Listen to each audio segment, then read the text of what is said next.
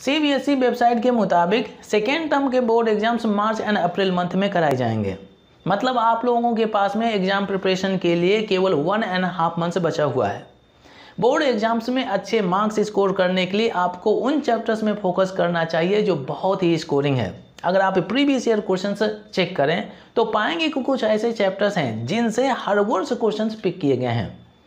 इस सेशन में हम लोग बातचीत करेंगे केवल उन चैप्टर्स और इम्पोर्टेंट टॉपिक्स के बारे में जिनको स्टडी करके आप आसानी से अच्छे मार्क्स स्कोर कर सकते हैं। सबसे पहले मैं बातचीत करता हूं आपके सिलेबस के बारे में। ऑर्गेनिक केमिस्ट्री में आपको एल्डिहाइड, कीटोन, कार्बोक्सिलिक एसिड्स और अमाइंस पढ़ने हैं। एल्डिहाइड और कीटोन में कुछ नेम रिएक्शंस हैं जैसे Clemmensen reduction reaction, Wolff Kishner reduction reaction और हेलोफॉर्म रिएक्शन।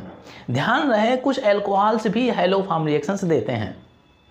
इन रिएक्शंस को आप लोग जरूर पढ़ें और reaction with ammonia and it's derivatives को भी रिवाइज कर लें। मेजॉरिटी में एल्डिहाइड कीटोन केवल न्यूक्लियोफिलिक सब्स्टिट्यूशन रिएक्शन ही देते हैं। इन दोनों में एल्डिहाइड कीटोन से ज़्यादा रिएक्टिव होता है। अब मैं आता हूँ कार्बोक्सिलिक एसिड में।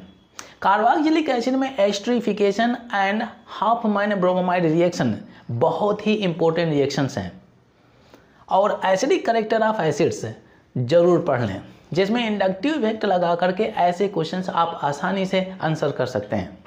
नेक्स्ट चैप्टर है आपका अमाइंस। अमाइन में मोस्ट इंपॉर्टेंट टॉपिक है आपका बेसिक करेक्टर ऑफ अमाइंस और कुछ नेम रिएक्शंस जैसे गैब्रियल थाइलामाइड रिएक्शन, बहुत ही इंपॉर्टेंट रिएक्शन।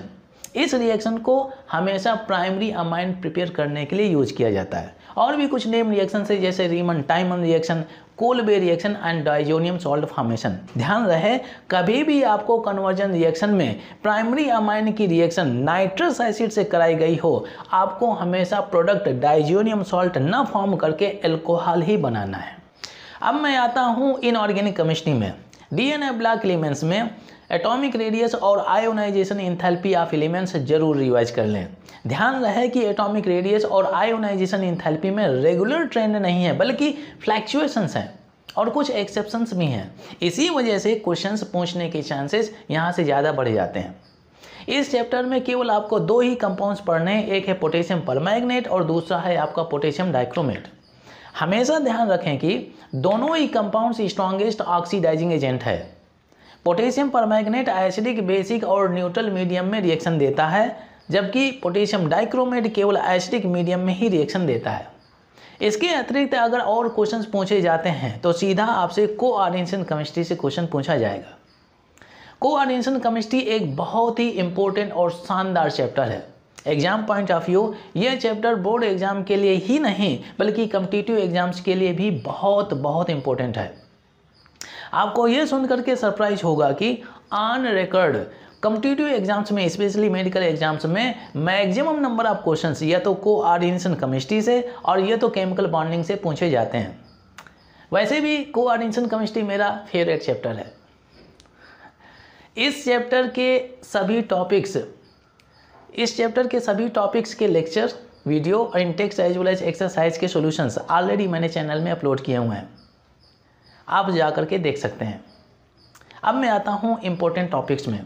कोऑर्डिनेशन केमिस्ट्री में सबसे पहले रिवाइज करिए वैलेंस बॉन्ड थ्योरी। कभी भी किसी भी कंपाउंड्स का हाइब्रिडाइजेशन, ज्योमेट्री, मैग्नेटिक प्रॉपर्टीज निकालना हो हमेशा वैलेंस बॉन्ड थ्योरी यूज करिए। और कभी भी कलर से रिलेटेड क्वेश्चन पूछा जाए तो आप क्रिस्टल फील्ड थ्योरी यूज करिए। अब मैं आता हूं आइसोमरिज्म में। स्ट्रक्चरल आइसोमरिज्म में जहां से सबसे ज़्यादा क्वेश्चन पूछे जाते हैं वो है आपका आयोनाइजेशन आइसोमरिज्म और दूसरा है लिंक, जहां पर एम्बिडेंटेड लिगेंड्स यूज करते हैं। नेक्स्ट है geometrical as well as optical isomerism. Tetrahedral complexes geometrical isomerism नहीं शो करते हैं, ध्यान रखें, और केवल ऑप्टिकल आइसोमरिज्म शो करते हैं। और इसका उल्टा square planar complexes geometrical isomerism show करते हैं और ऑप्टिकल आइसोमरिज्म नहीं शो करते हैं due to plane of symmetry. अब मैं बात करता हूं फिजिकल केमिस्ट्री के बारे में। फिजिकल केमिस्ट्री में आपको जो चैप्टर्स पढ़ने हैं वो है इलेक्ट्रोकेमिस्ट्री, सरफेस केमिस्ट्री और केमिकल काइनेटिक्स। इलेक्ट्रोकेमिस्ट्री में स्टैंडर्ड इलेक्ट्रोड पोटेंशियल कैसे कैलकुलेट करें, प्रोसेस स्पॉन्टेनियस है या non spontaneous, relation between Gibbs free energy और इलेक्ट्रोड पोटेंशियल, नस्ट इक्वेशन को न्यूमेरिकल्स में कैसे यूज करें, और लास्ट में मोलर कंडक्टिविटी। इसका डेफिनेशन भले ही याद ना रखें पर इसका फार्मूला ज़रूर याद रखें। अब मैं आता हूँ केमिकल काइनेटिक्स में। केमिकल काइनेटिक्स में जो सबसे इंपॉर्टेंट टॉपिक्स हैं वो है रेट लॉ से related questions, how to calculate rate of reaction and order of reaction and calculating rate of reaction by using first order of reaction, that formula you can use. याद रहे maximum number of questions first order of reaction से ही पूछे जाते हैं, और हमेशा ध्यान रखें कि रेडियो एक्टिव रिएक्शन हमेशा फर्स्ट ऑर्डर की ही मानी जाती है, और हाफ लाइफ और फर्स्ट ऑर्डर ऑफ रिएक्शन से रिलेटेड कुछ क्वेश्चंस आप जरूर प्रैक्टिस कर लें।